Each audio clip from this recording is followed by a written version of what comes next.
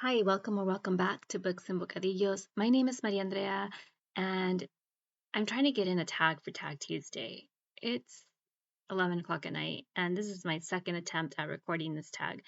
I have been tagged in a lot of tags recently, and I am so grateful, and I'm so excited to do as many of them as possible, and I have some really exciting ones coming up. I just want to say thank you to all of my friends who constantly think of me and um, tag me for these tags.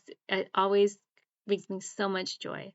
So if I'm delaying, I'm not ignoring the tag. I'm trying to get to it. It's just been a month, a year so far. I can't believe we're like almost through to the end of March.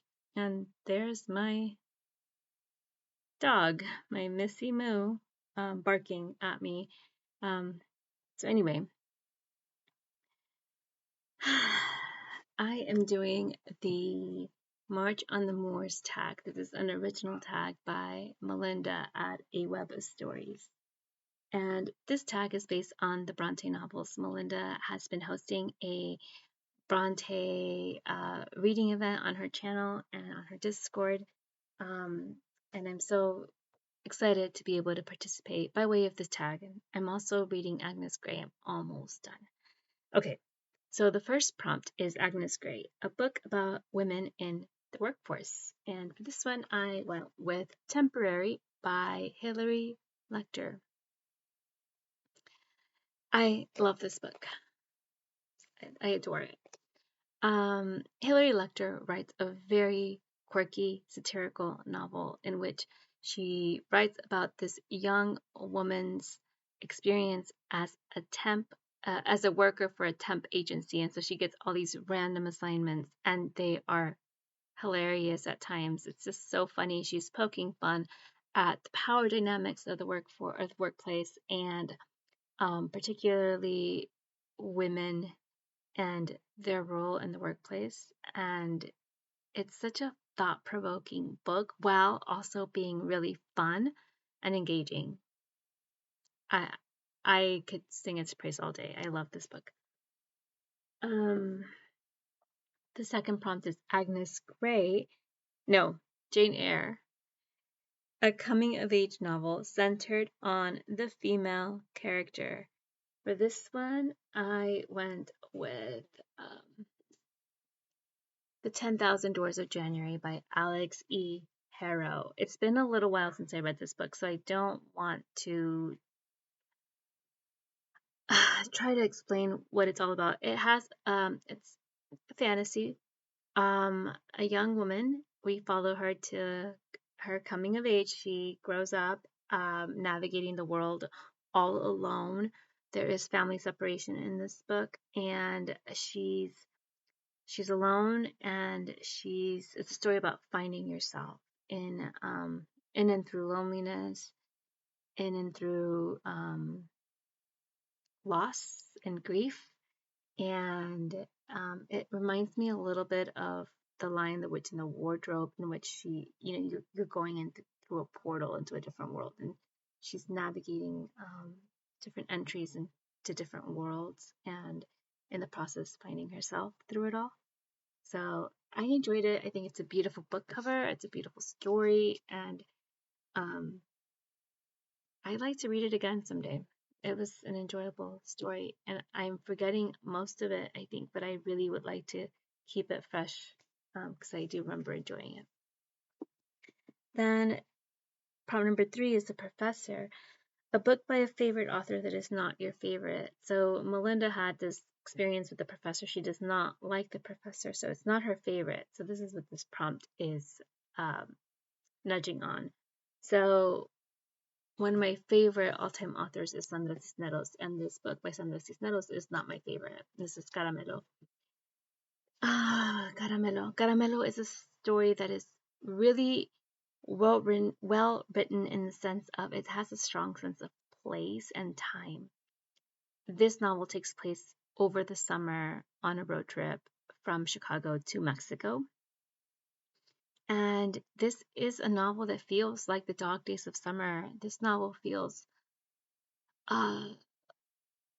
long and hot and stuffy in the sense like when you're stuck in a car and it's hot and it's summer and it's it has that feeling that it evokes that feeling like the characters the young character protagonist in this novel is so angsty and you almost can relate, and for me it reminded me of being a kid in the summer and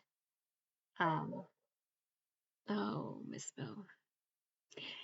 So this is what this reminded me of. So I'm due for a reread of this book. I've actually tried recently to listen to the audiobook, and the audiobook just did not work for me. So it's on the longer side.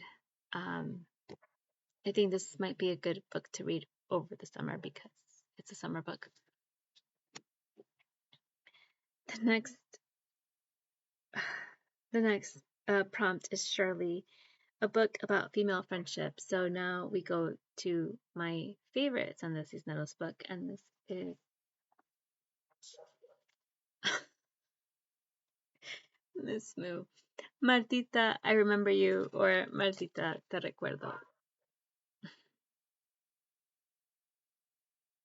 We're struggling again with crate training. She had gotten into the hang of it. It was getting so much better, and now we're like kind of going back into the struggle of getting her in her crate. It's stressful. So anyway, yeah, Martita, I remember you. This is a story about friendship, and it's about female friendship, and I love it as well. It's another hug-worthy book on my shelf. Number 5, The Tenant of Wildfell Hall, a book about someone in a toxic relationship or recovery from a toxic relationship. I have 2 for this one, so I have 1 for each of those options. So, a book about toxic relationships is Claudia Piñero's Las Vidas de los Jueves, Thursday Night Widows. Claudia Piñero is genius at writing toxic relationships. I've been in the Piñero Project, and we've been reading the works of Claudia Piñero, the translated works of Claudia Piñero. I've been reading them in Spanish and just following along with my friends who are reading them in English and discussing them. And Claudia Piñero is able to write characters that are so unlikable that you still root for. In this novel, we find different families that are all living in this secluded, exclusive country club kind of a community that's like a resort. And the marriages in here are all toxic.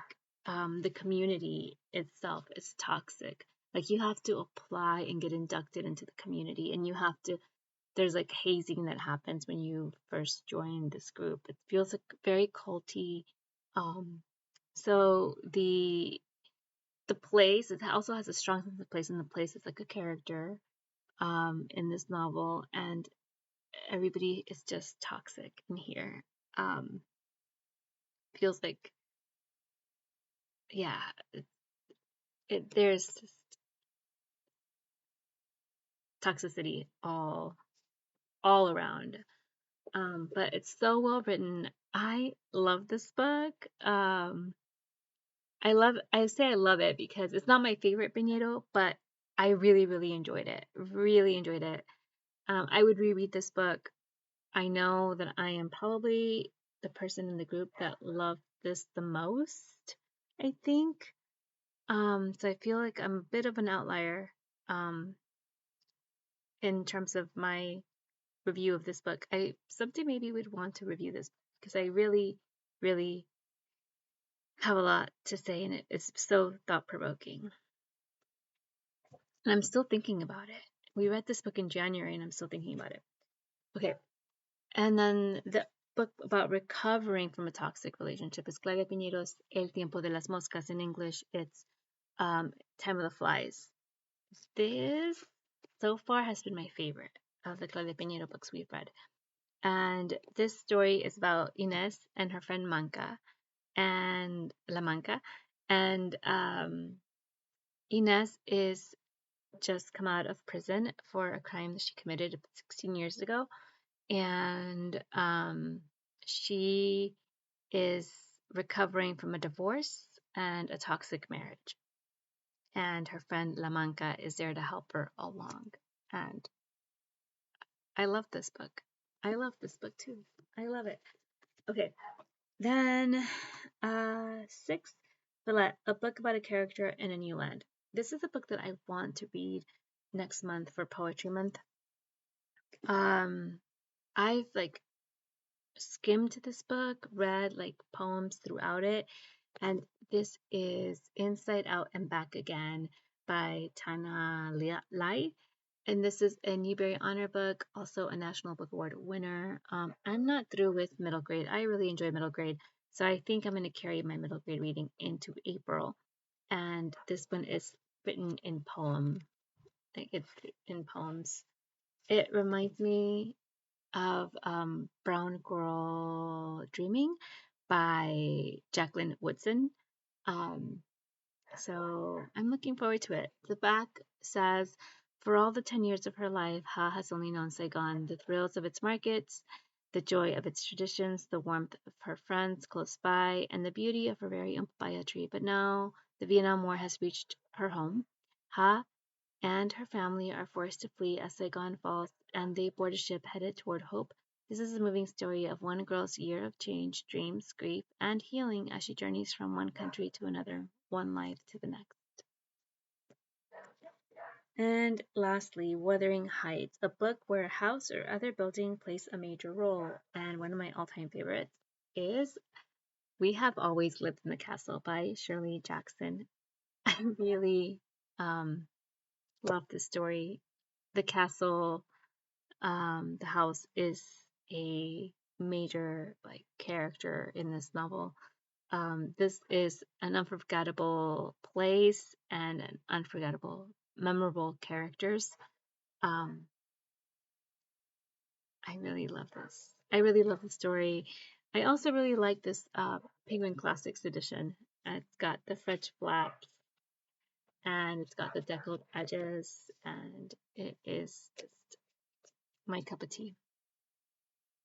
And so that wraps it up for March on the Moors, the Bronte novels tag. Thank you, Melinda, for tagging me. Thank you for creating this event.